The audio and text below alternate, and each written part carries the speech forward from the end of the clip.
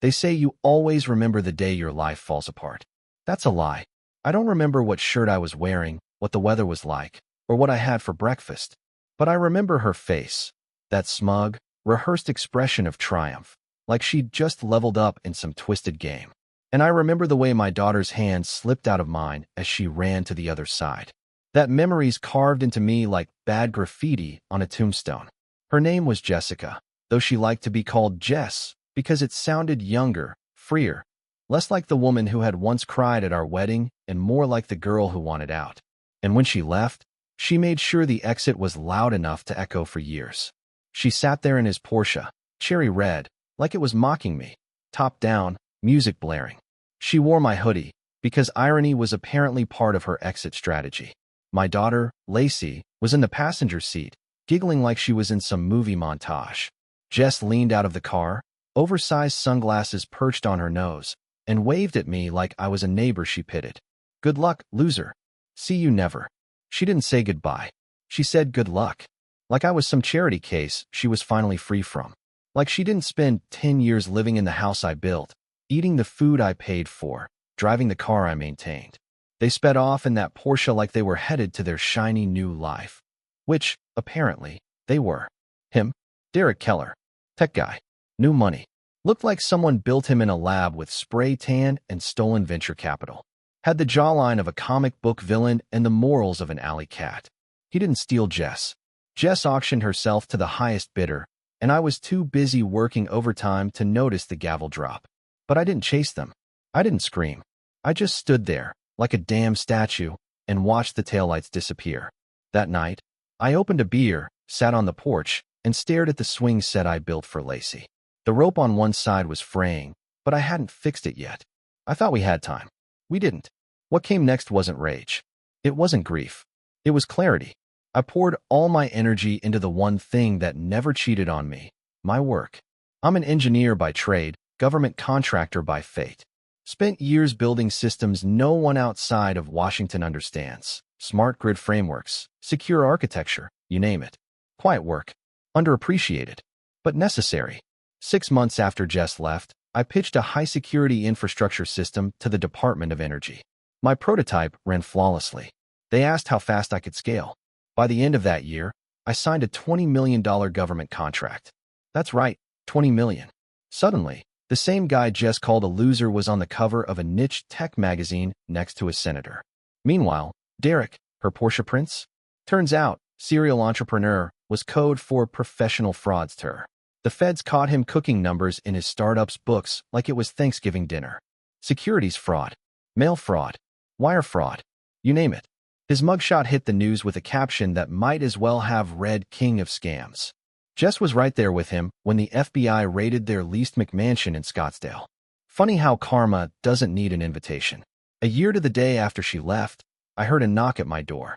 I opened it and nearly laughed. There she was, Jess, makeup smudged, hair wild, tears she thought might work on me. And Lacey, now 15, standing awkwardly on the lawn behind her, arms crossed, face a mess of confusion and hope. "Please," Jess sniffled. "He's gone. I have nowhere." "Dad," Lacey cut in. "Everyone makes mistakes." I didn't say a word. I just reached into the drawer near the door, pulled out a white envelope, and tossed it to the ground at Jess's feet. She opened it. Her face drained of color. "DNA test," I said. "Ran it last month. You always told me Lacey had your uncle's eyes. Turns out, she's got his DNA." She stumbled backward like I'd hit her. I didn't flinch. "She's not mine, Jess. And I think Lacey deserves to know the truth." My daughter's eyes darted between us, panic rising. What do you mean?" I handed her a folded piece of paper. "An address. Your real dad lives in a trailer park outside Portland. Maybe you should go beg him for help. I'm done playing the fool." I shut the door. I didn't sleep that night. Not because I was conflicted. I wasn't. That ship had sailed the moment Jess traded our daughter's stability for Derek's leased Porsche and a fantasy life propped up by borrowed money and someone else's charisma. No, I didn't sleep because for the first time in years, I felt clean. Like someone had finally scraped the mildew off the walls of my life and opened a window. Let me explain something. I didn't do the DNA test out of paranoia. I did it out of pain. Quiet, festering pain. The kind that wakes you up at 3 a.m. When the silence is too loud and your thoughts become vultures.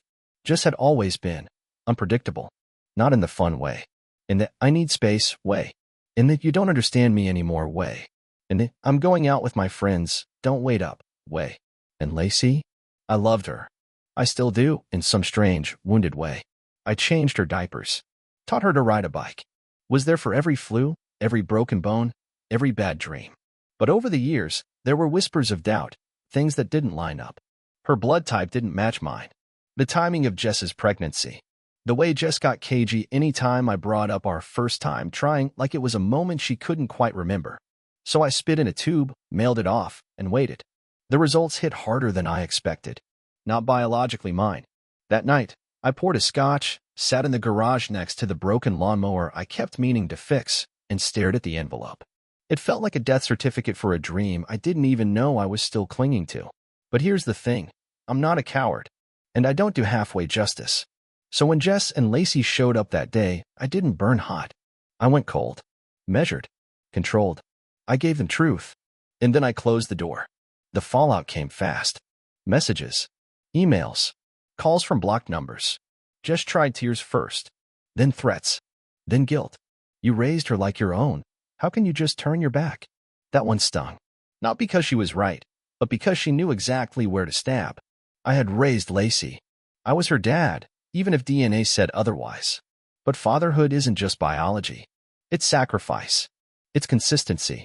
And she let that go the moment she chose her own lust over her daughter's stability. Then came Lacey's messages. At first confused. Then angry. Then desperate. Please, Dad. I don't care about the DNA. I'm still your daughter. She wasn't wrong. But she also wasn't right. The day Jess left, Lacey chose her too. Waved at me like I was a valet in my own driveway. Giggled in the passenger seat while her mother mocked the man who tucked her in every night. You don't forget that. I responded once. I will always care about you, Lacey. But love without truth is a trap. You'll understand one day. Maybe. I didn't hear back after that. 3 weeks passed. I buried myself in work. My government contract was moving fast. Homeland Security had signed on as a secondary client. I hired a small, hungry team of developers and engineers, people like me quiet, precise, overlooked.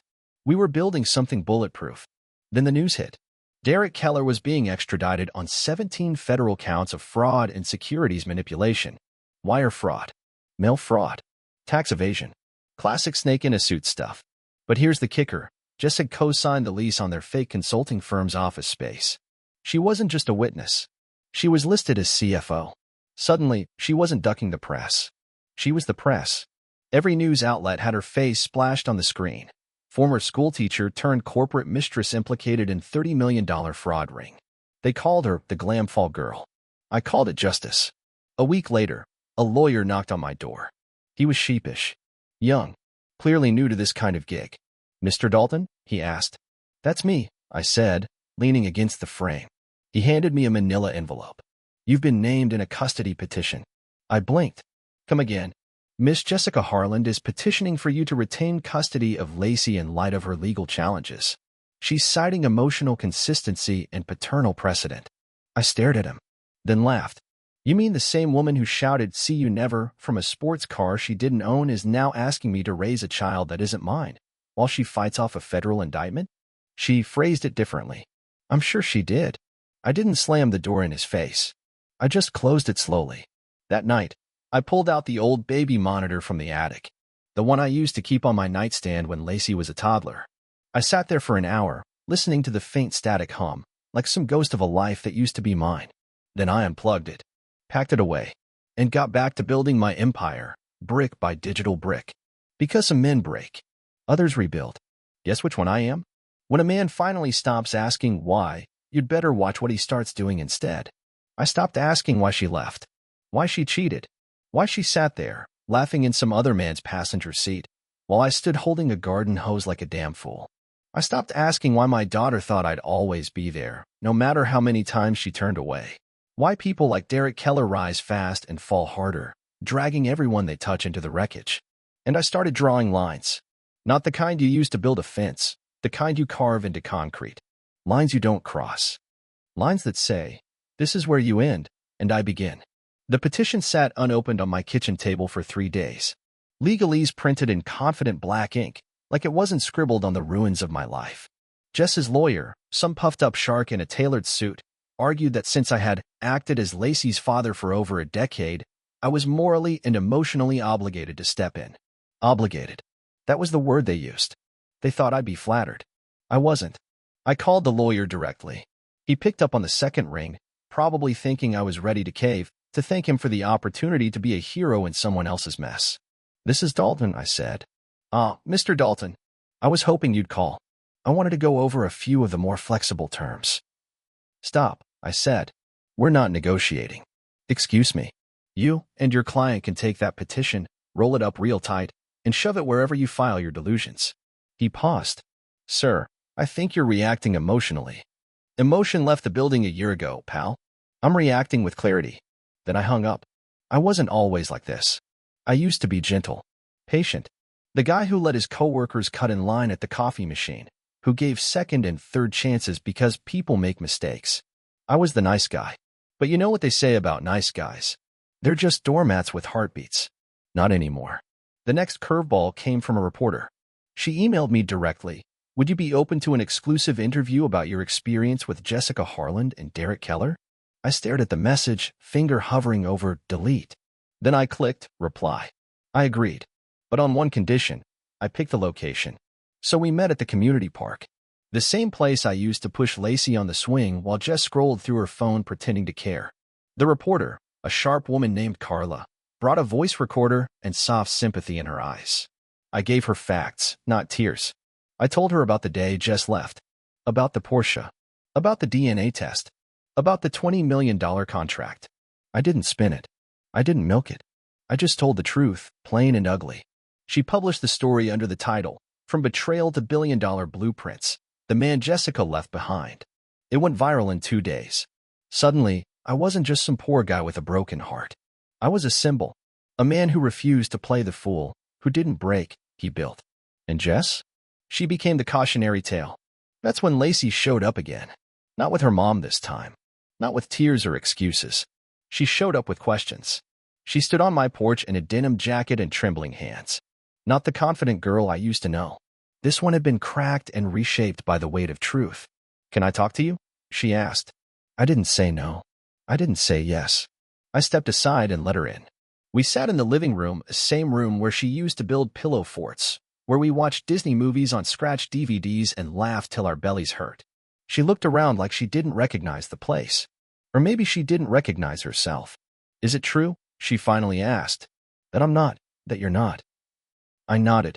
"I took the test. It's conclusive." She swallowed hard. "But you still raised me." I said nothing. "Doesn't that count for anything?" she asked, voice breaking. "Of course it does," I said. "But not enough to undo betrayal. And not enough to pretend the last year didn't happen." Her tears came slow, quiet. "I didn't know," she whispered. "You didn't want to know," I corrected. Big difference. I gave her soup. Let her sleep on the couch. But in the morning, I handed her a bus ticket back to Portland. Same as the address I gave her last time, her real father's. She stared at it like it burned. "You don't have to send me away," she said. "No," I replied. "I choose to. Because love, real love, isn't an all-access pass. It's a contract, bound by truth, sealed by loyalty. And when those break, the deal's off." I stood at the front window and watched the bus roll down the street until it was nothing but a shimmer in the heat. I didn't wave. I didn't linger. I just watched until the thing that used to be my daughter disappeared down a road that was never meant for me. The couch still smelled faintly like her shampoo. And the silence? It didn't hurt. It hummed. Because closure doesn't come in fireworks or apologies. It comes in stillness, in the quiet moment after the truth detonates, when you realize the dust is settled and you're still standing. I didn't tell anyone at work what had happened. The last year taught me that discretion isn't weakness, it's leverage. My employees respected me. My investors trusted me. I didn't owe them my personal wounds. But they noticed something had changed. I came in earlier. Stayed later. My designs got sharper, my code tighter, my leadership cleaner. I didn't just run a company anymore. I commanded it. And just when I thought the ghosts had stopped knocking, an email came through. This one wasn't from Jess, or a lawyer, or a reporter. It was from him, Derek. The same Derek who drove away with my wife, who patted my daughter's head like she was a trophy, who signed fake investment sheets with a Montblanc pin and a grin he bought off a cologne commercial. Apparently, the federal holding cell had Wi-Fi. Subject line, "Can we talk?"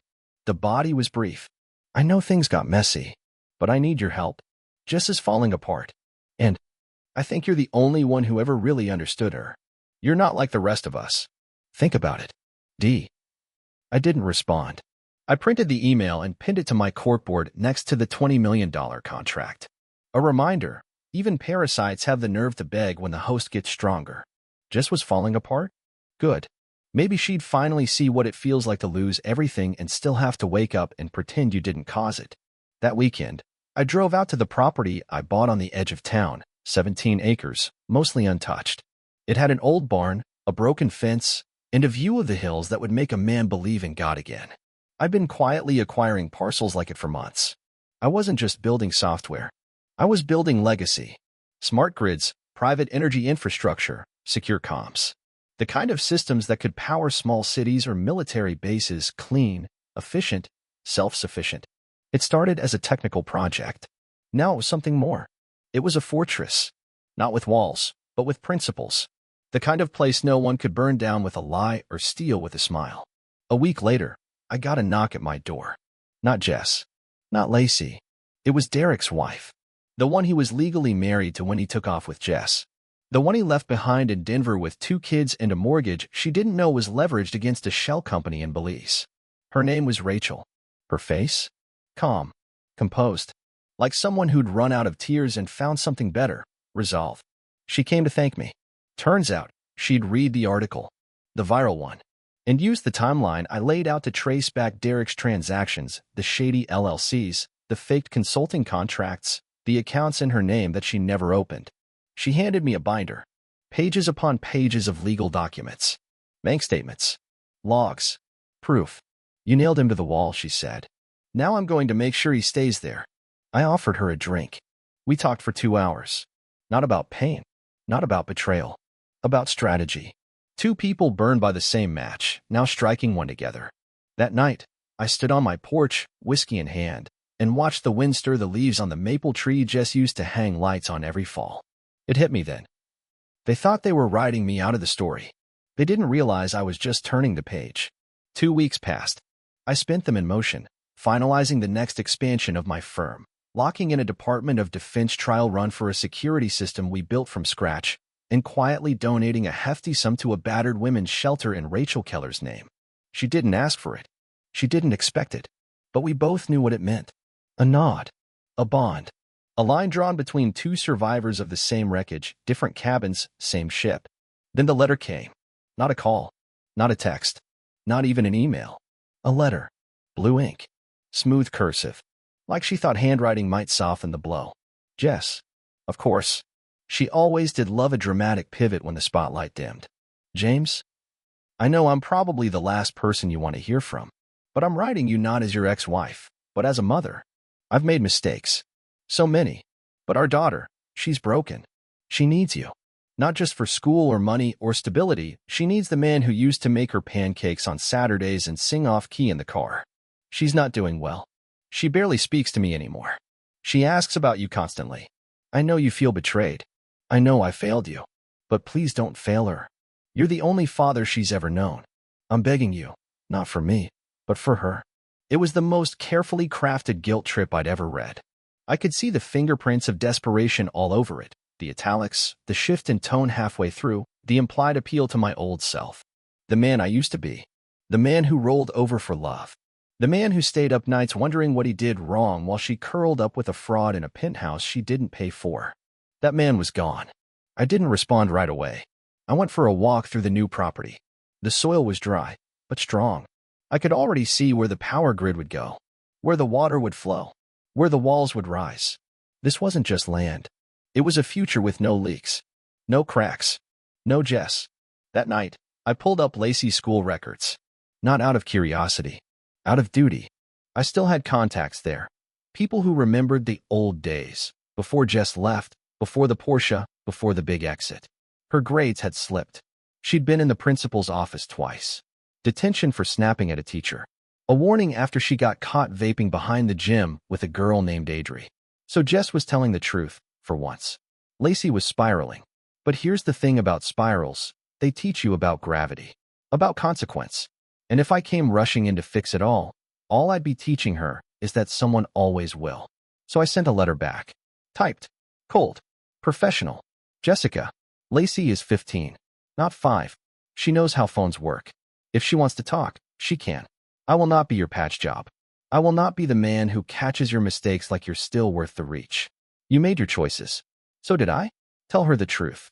If you can't, you failed her twice. James. I didn't sign it with love. Didn't even use my full name. Just James, the man I'd become after I buried the one she blew apart. A few days later, Lacey messaged me. No big preamble. Just, did you really test the DNA? I stared at the screen for a long time. Then typed, yes. Another pause. Then, and I'm really not yours. I answered the only way I knew how. You were mine every day you looked at me like I was. And then you stopped. She didn't reply. Not then. But I knew she would. Eventually, you always circle back to the things that were real, once the fantasy finally burns out. There's a difference between letting go and being done. Letting go is emotional. Messy. It leaves threads behind. Being done? That's surgical. Clean. You don't leave threads, you cut the whole rope. Just thought I'd let go. She never imagined I'd be done. 2 days after I sent that letter, I got a knock on my door. Not a call, not a message, a knock. I opened it expecting a package or a client. Instead, there stood her. In person. Worn jeans, smeared eyeliner, an expression somewhere between shame and practiced softness. The same look she used to wear when she forgot anniversaries or maxed out a credit card by accident. But this wasn't the same porch. And I wasn't the same man. James, she said.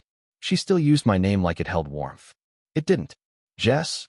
I replied, stepping halfway out the door but not opening it wide enough to invite anything in, especially not her. I didn't know what else to do, she started, eyes scanning my face like she might find a piece of her old self reflected back. You could have not shown up, I said. She flinched. Good. She hesitated, playing for sympathy she hadn't earned. I needed you to see me. Really see me. What I've been through. You mean the consequences? I said flatly. Derek ruined everything. No, I cut in. You ruined everything. He was just the match. You were the one soaking the walls in gasoline for years before he ever struck it. She opened her mouth. Closed it. Tried again. Lacey misses you, she whispered. She can call me. I said again. You standing here won't change that. Her voice broke. I made a mistake. I stared hard at her. Which one? Leaving. I leaned against the doorframe, arms folded. No, Jess. Staying with me while cheating was the mistake. Leaving was the first honest thing you did in years. That one landed. I saw it hit behind her eyes. Then she played her final card, the only one she had left. She's still your daughter, James. Even if the DNA. Don't, I snapped. Don't reduce fatherhood to a convenience just because your life fell apart. You waved at me like I was a stranger while sitting in another man's car. You let her do the same. That's not DNA. That's choice. She bit her lip. The tears finally came, real or not. I didn't care. You don't have to forgive me, she said. But I don't know where else to go. I tilted my head. You have an address in Portland. Don't be cruel, she whispered. No, I said. Cruel was letting our daughter grow up thinking loyalty was optional. This is justice. I reached behind the door and handed her a white envelope. She blinked. What's this? A check, I said. Not charity. Closure. She opened it. Her hands shook. 10,000, she gasped. You think this makes up for? It doesn't, I said. It never could. But it gets you a bus ticket, a few months of rent, and one less excuse to ever show up here again. She stepped back. I shut the door. I didn't slam it. Didn't need to. The click of the deadbolt was louder than any goodbye. That night, Lacey texted again. Just one line. Mom told me everything. I don't know who I am anymore. I thought for a long time before replying. Then I sent. You're the one who gets to decide who you'll be next. That's more than she ever gave you. And I'm still here, if you come honest. I went to sleep that night with the windows open. For the first time in years, the air didn't feel stale. It felt like space. Not emptiness. Freedom. I didn't expect her to come back. Not really. Words are cheap. I learned that the hard way. through wedding vows, whispered apologies, and half-meant promises that were always too easy for someone else to break. But 5 days after I sent that last message, there she was. Not Jess. Lacey. She didn't knock. She stood at the edge of the driveway, backpack slung over one shoulder, hair in a rough braid like she'd done it herself in the dark. I was on the porch, oiling the hinges of the old storm door, the one I never fixed because Jess always said, "We'll just replace it when we renovate." We never renovated. I put the oil can down and just looked at her. No anger. No smile. No expectations. "Hi," she said, voice dry and unsure. I nodded. "Hey." She took a step closer, then stopped. "I'm not here to move back in." I figured. I don't want anything. Good.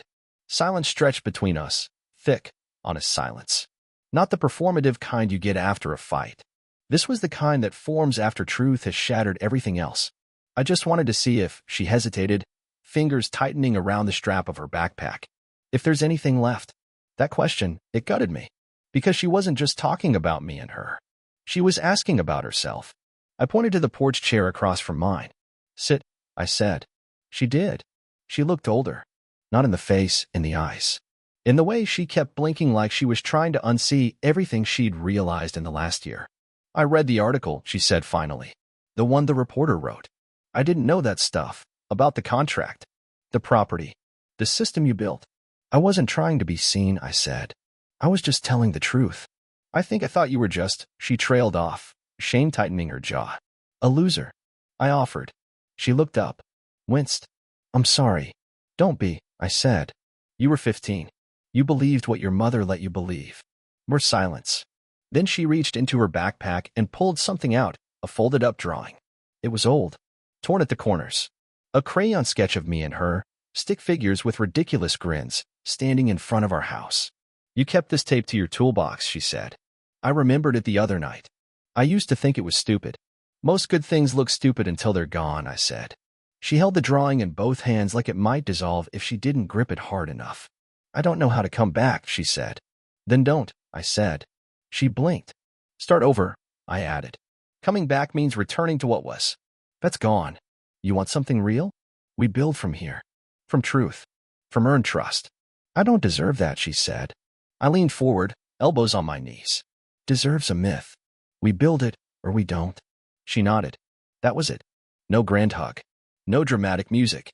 Just a quiet understanding sealed with eye contact and honesty, which, around here, meant more than blood ever did. She stayed for an hour. We didn't talk about Jess. We didn't talk about Derek. We talked about Lacey's art. Her classes. The fact that she started drawing again, for the first time in over a year. She smiled, once tentative, like it wasn't sure it had permission to exist. I didn't smile back, but I let her see that I wanted to.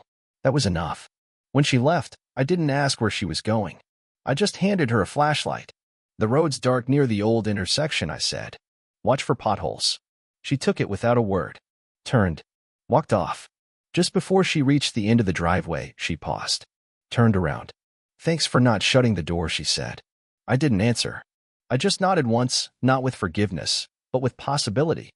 That night, I went into the garage, took down the old drawing from my toolbox, and taped up a new one, blank paper. Because this time, we draw the next chapter together. 3 days after Lacey's visit, things went quiet.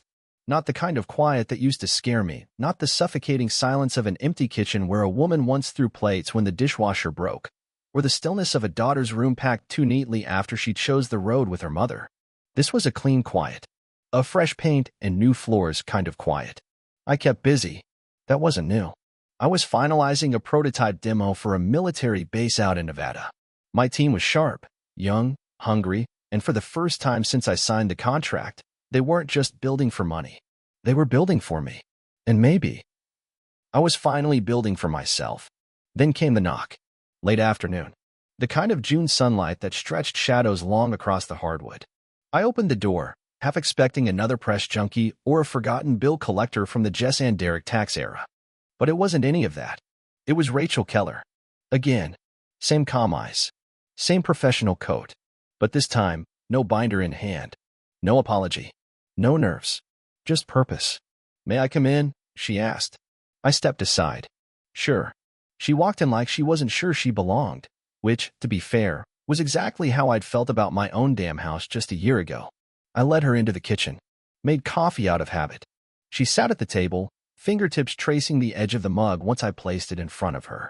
"Your daughter's brave," she said without looking up. I raised an eyebrow. "You two talked?" "She messaged me," Rachel said. Said she remembered what I told her outside the courtroom, about not letting someone else write her story. I blinked. "She remembered that?" Rachel nodded. She said it stuck, even when she was pretending it didn't. That hit harder than I expected. Not because of what she said, but who remembered it. I had spent so long believing I'd lost her entirely.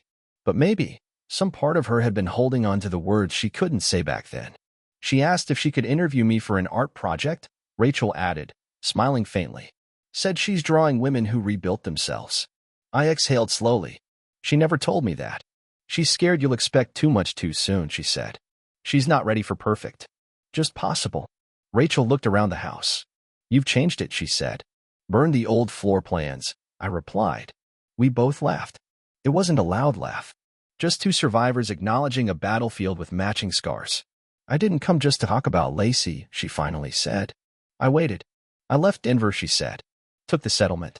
Got a job consulting with a nonprofit in town, tech security for single moms running their own businesses. That was poetic justice if I ever heard it." "I didn't know you were local again." "I didn't plan to stay," she said. "But then I remembered something you said to me when I showed up with that binder." I tried to recall it. "You said, every map starts with someone deciding this place is worth charting." "Huh. I forgot I said that." She didn't. "I want to build something here," she said. "Not just for the women I work with. For myself." I nodded. "You want help?" She met my eyes. "I want partnership. Not pity. Not charity. You're one of the only people I've met who understands that." She handed me a folder, this one not full of financial statements, but a project pitch. A center. Training. Security. Education. Childcare. She had the vision. She just needed the infrastructure. And I had more than enough tools for that. We didn't shake hands. We didn't sign anything. Not yet. We just sat at my kitchen table and talked through the night. About design. Code. Logistics. Strategy. Life. About the future. Not long ago, that table was where Jess said, "You've become boring." Now it was where someone sat and said, "You've become brilliant." It didn't come with fireworks. It came with blueprints. And for once, that was better. Opportunity never knocks gently. It comes in suits. With legal pads. Wearing polished shoes and flanked by handlers who use words like synergy and vertical integration. And last week, opportunity showed up at my door with a 3-man delegation from the Department of Energy and a folder that weighed more than most people's mortgages. They wanted a pilot contract. Larger than the last one. Classified. "Your security framework is exactly what we need," the lead analyst said, running a hand over his crew cut like it helped him think. "But we're not just talking about smart grids anymore. This is national infrastructure. Real deployment. 27 million. That was the number printed on the last page of the contract. That's what they were willing to pay up front. I didn't blink. After they left, I stood on the porch, folder in hand, watching the wind ripple across the field where I planned to break ground on the new tech complex. Rachel's voice echoed in my head from our last planning meeting. "You're not just building a company," she'd said. "You're building a fortress." She wasn't wrong. But a fortress isn't just about stone and wire. It's about keeping the right people out. Which made what happened the next day all the more infuriating. I was reviewing zoning permits in my office when the receptionist knocked softly and poked her head in. Mr. Dalton? There's someone asking to speak with you. Says it's personal." I frowned. "Who?" She didn't give her name. Said you'd recognize her. My stomach sank like an anchor. I walked out front, and sure enough, there she was. Nancy Lister. Jess's mother. My ex-mother-in-law. The woman who once called my car adorably modest and told me during Thanksgiving dinner that Jess would have done better if she'd married someone with ambition. She looked older now. Not gracefully so. Bitterness ages people like milk left in a hot car. She stood there in her linen blazer, clinging to a faux leather handbag like it was her last defense. "James," she said, forcing a smile. "You look well." "I am," I replied, not offering the same compliment. "I heard about your contracts," she said, smoothing invisible wrinkles on her sleeve. "You've done quite well for yourself. You didn't come here to congratulate me." "No," she admitted.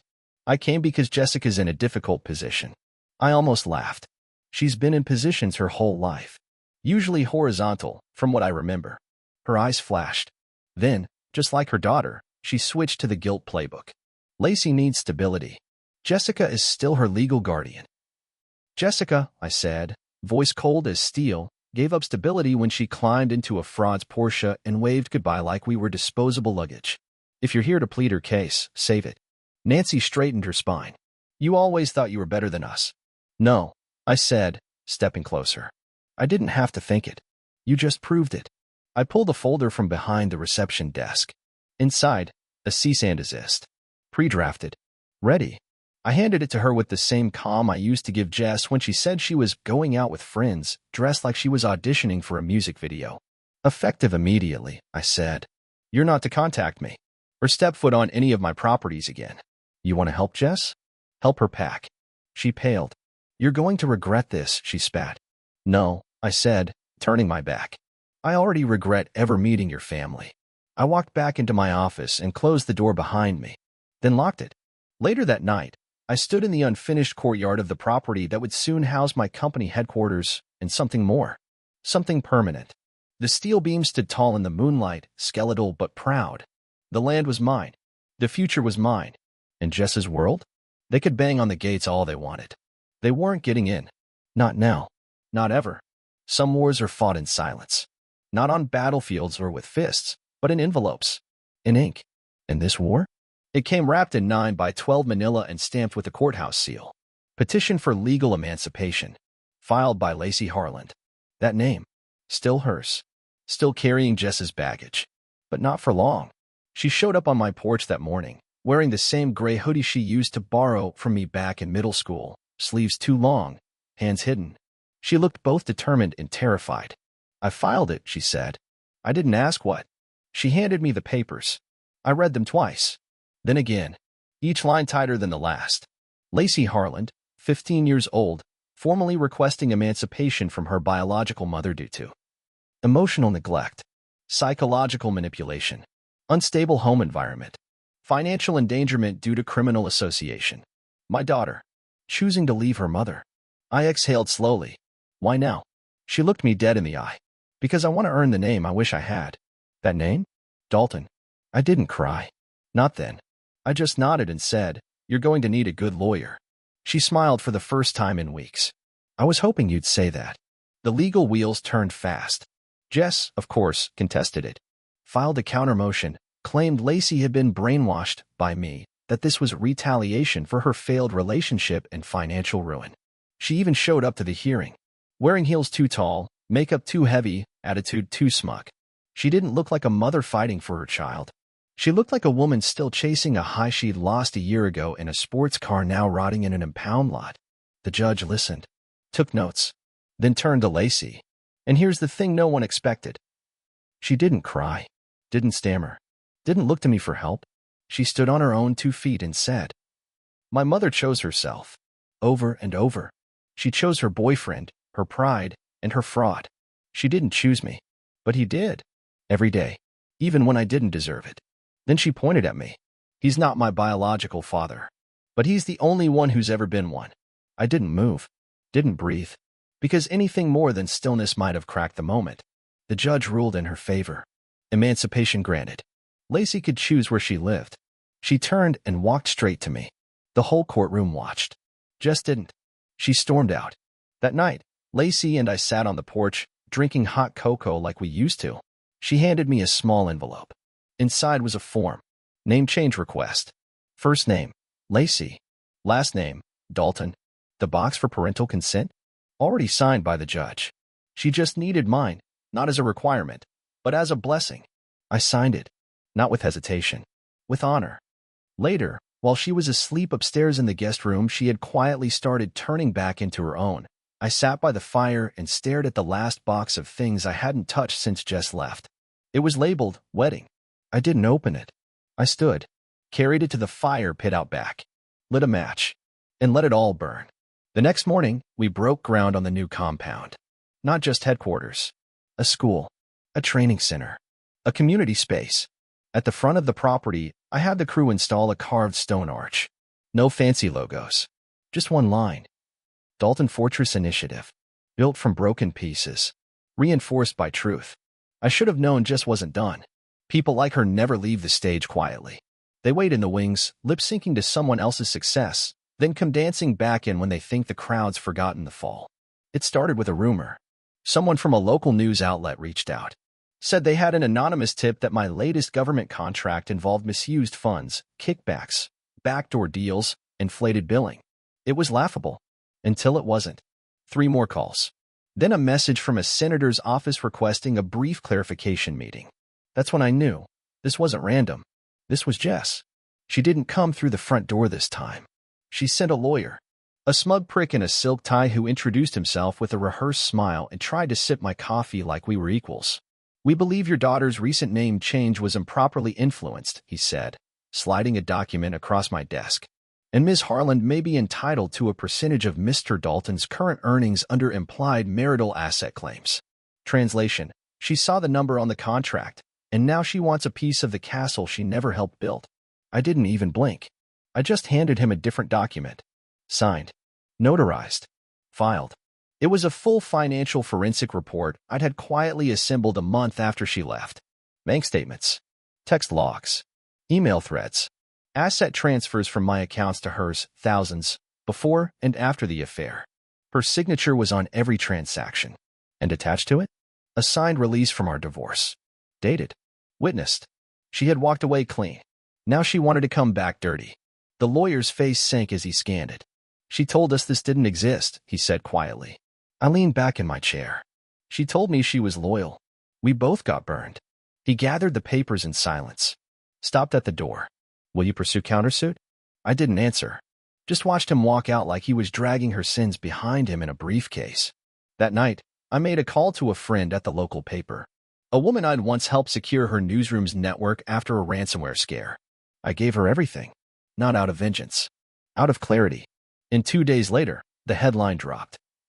Gold digger to whistleblower? Local ex-wife tries to sabotage former husband's government contract, gets caught in her own web. It included scanned excerpts from the documents I'd released, screenshots of her emails, details of her involvement in Keller's shell company, and a line from the judge who oversaw our divorce, stating unequivocally, Ms. Harland forfeited all financial claims. It didn't just bury the story. It burned the shovel. Lacey read it over breakfast. Quiet. Focused. When she finished, she pushed the paper away and said, I hope she finally gets it. She won't, I replied. Then added, but she'll finally be seen for what she is. The fallout was fast. Jess's name trended on local Twitter for all the wrong reasons. Sponsors of her little influencer lifestyle podcast dropped her like a live grenade. Even Derek's old victims started circling again, wondering aloud if maybe Jess was more than just a bystander in his scam. One of them, a guy named Mason who'd lost $85,000, emailed me directly. Subject line: we should compare notes. I didn't respond right away. Not out of hesitation. Out of strategy. Because now, this wasn't about Jess anymore. This was about finishing the rebuild. And making sure not even her shadow got in the door again. I spent the next week tightening every bolt on the life I'd rebuilt. It wasn't paranoia. It was discipline. After Jess tried to crawl back in through a legal loophole, I knew I had to seal every crack she might slither through. That meant locking down trusts, restructuring assets, updating permissions on every contract I'd touched in 5 years. But one thing still remained. Open. Lacey's birth certificate. Still listed under Father Blank. Not me. Not Derek. Just nothing. Like her identity had been half erased at birth and no one ever bothered to finish the sentence. It was her idea. She came to me with the papers one evening, her hands trembling more than she'd admit. I want to make it legal, she said.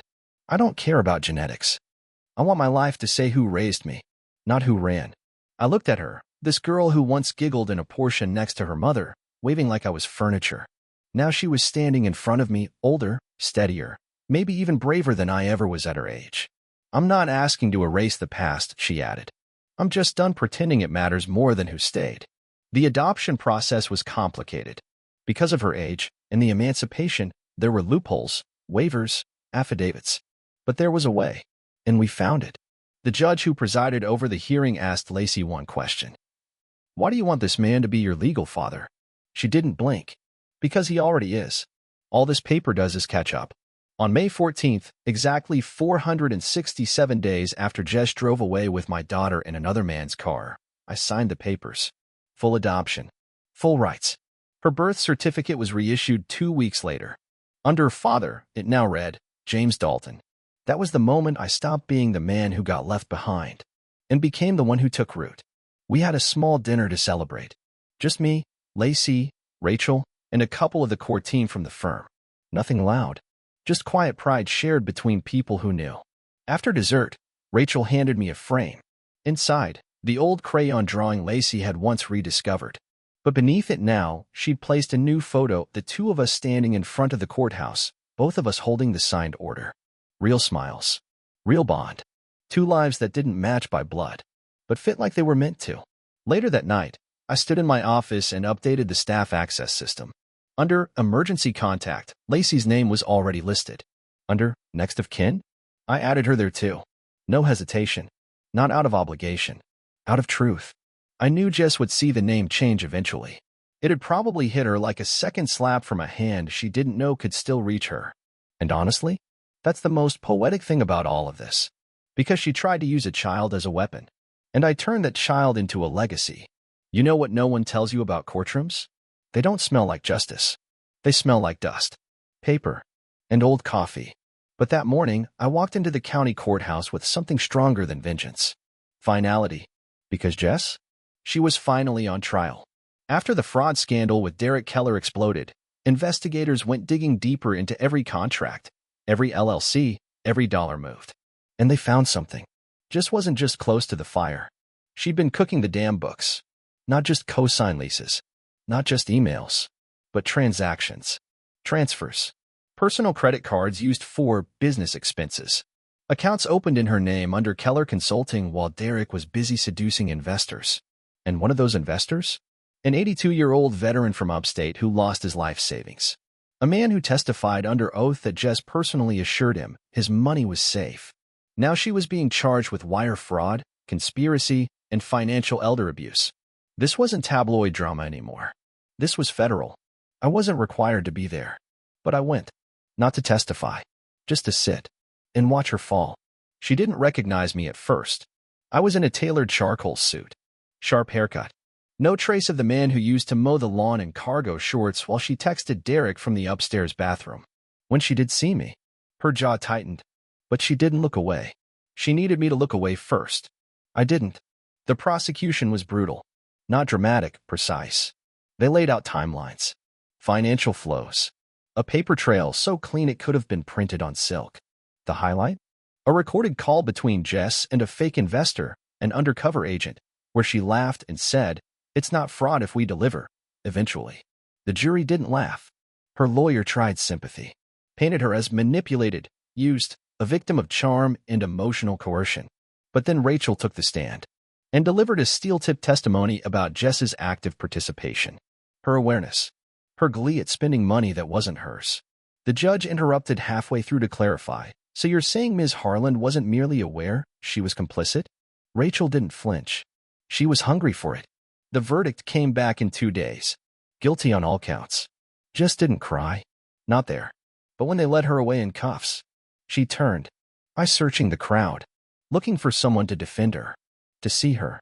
She saw me, sitting next to Lacey. And this time, Lacey didn't wave. Outside the courthouse, the reporters swarmed like gnats. "Mr. Dalton, any comment on your ex-wife's sentencing?" I didn't stop walking, but I gave them one line. She said goodbye in a Porsche. "I'm just here to make sure it sticks." We drove home in silence. Not awkward. Not sad. Just clean. Like a storm had passed, and the house still stood. Lacey finally spoke when we pulled into the drive. She's gone for good now, right? I looked at her. Not like a daughter I inherited by accident. Like the one I'd chosen. "She's gone," I said. "You think she'll ever come back?" I paused. Only in her own regrets. The house was too quiet. But not the kind of quiet I'd come to resent. The kind that echoed off walls after Jess left, when silence wasn't peace but punishment.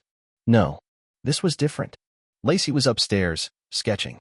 The dog we'd adopted 2 months ago, Scout, a half-blind mutt who chose me at the shelter, snored softly at my feet. And outside, the last crew finished sealing the solar array panels at the new facility. The fortress was done. My fortress. But what I'd built on the outside still hadn't filled the echo in the chest. And Rachel? She noticed. We'd grown close. Close enough that dinners didn't feel like meetings. That her voice didn't feel like a guest in the room. That I noticed the way she moved when she laughed, a little freer every week, like the weight of Derek's poison had finally lifted. But I never crossed the line. Didn't flirt.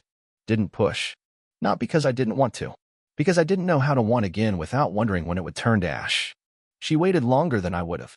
And then, one Sunday afternoon, she brought wine. Not for celebration. For courage. We sat on the back porch while the sun melted into gold across the field. She passed me a glass, and for a while we said nothing. Then she spoke. I think we both know this was never just about court dates or contracts, she said. Not really. I nodded slowly. It was about taking back our names. And now that we have, she asked, what do we do with them? I didn't answer. I couldn't. Because I knew what she meant. And I wasn't sure I could afford to be wrong again. She leaned in. Not romantic. Not desperate. Just real. James, I'm not here to fix you. I never was. But I think you know by now, I won't leave because it's hard. And I won't run when it gets quiet. That line. It broke something open. Not in a crashing way. In a gentle way. Like finally removing the splinter instead of pretending it doesn't hurt. I set the wine down. Met her eyes. And finally said it. I don't want to build alone anymore. We didn't kiss. Not that night. We just stayed there. Two people who'd survived the kind of fire that most marriages don't even smell before they collapse. And somehow, through the ash, we were still standing. Together. Later that week, she came with me to visit the new center. She saw her name engraved beside mine on the cornerstone plaque, Dalton and Keller Initiative. She ran her fingers over the lettering. Smiled. I didn't think you'd actually put my name up here. Would have been a lie if I didn't, I said. You always this honest? I looked at her. Not always, I replied. But now? I've got nothing left to hide behind. She took my hand. Just held it. No ceremony. Just truth.